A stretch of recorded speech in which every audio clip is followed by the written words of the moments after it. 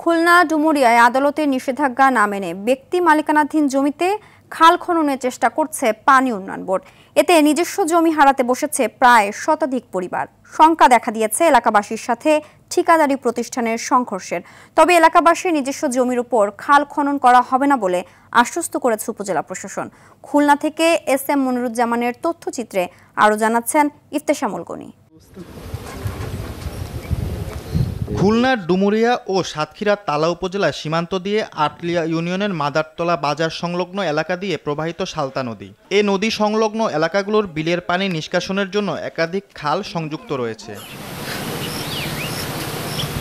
পানি উন্নয়ন বোর্ডের খাল খনন প্রকল্প ঘিরে সৃষ্টি হয়েছে চরম উত্তেজনা।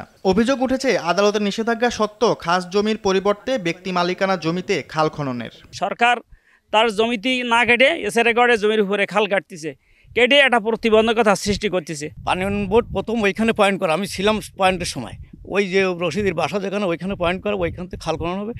প্রভাবশালীরা পয়সা দিয়ে পানি উন্নয়ন বোর্ডকে ম্যানেজ করে এখানে কাটতে আসে। আদালতের দ্বারস্থ হওয়ার পরে তারা একটা ইনজাংশনে পেয়েছে। পানি উন্নয়ন বোর্ড সেটা অবহিত আছে, তারপরেও পানি উন্নয়ন বোর্ড কী করে এখানে বেকো পাঠায়, আইনের প্রতি কোনো রকমের শ্রদ্ধাশীল নয় বলে মনে হচ্ছে পানি উন্নয়ন বোর্ড, নাকি তারা বহু টাকার মোহে এই অবস্থানটা তৈরি করতে চাচ্ছে। যেখান থেকে খালটা ছিল সেখান থেকে কাটুক, যাতে আমাদের একাটা জমির পদে না কাটে। এদিকে উপজেলা প্রশাসন বলছে এলাকাবাসীর নিজস্ব জমির উপর খাল খনন করা হবে না।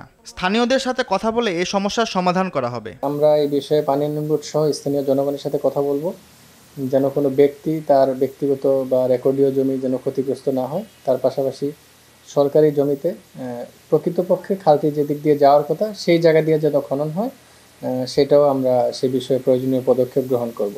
ডুমুরিয়া উপজেলাবাসীর দুর্ভোগ নিরসনে প্রায় অর্ধ কোটি টাকা ব্যয়ে খাল খনন প্রকল্প হাতে নেয় পানি উন্নয়ন বোর্ড।